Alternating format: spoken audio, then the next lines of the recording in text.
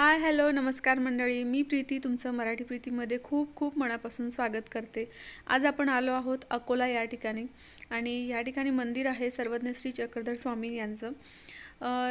इथली जी लीळा आहे ती अशी आहे, दोन साप असतात आणि ते खूप म्हणजे त्यांचे मागच्या खूप जन्मांपासून ते त्यांचा वैर असतो, म्हणजे त्यांची दुश्मनी असते आणि या ठिकाणी आल्यानंतर ते रोज रात्री येतात आणि एकमेकांसोबत भांडतात अशी आहे इथली लीळा। आणि स्वामी इथं झोपलेले असताना ते स्वामींच्या छातीवर पडतात आणि मग स्वामी एका हातात एका सापाला धरतात, दुसऱ्या हातात दुसऱ्या सापाला घेतात आणि उजव्या हाताचा साप डाव्या हाताच्या दिशेकडे आणि डाव्या हाताचा साप उजव्या हाताच्या दिशेकडे असं फेकतात आणि ते साप मग त्यांच्या रस्त्याला निघून जातात आणि असा त्यांचा वैर मिटतो या ठिकाणी।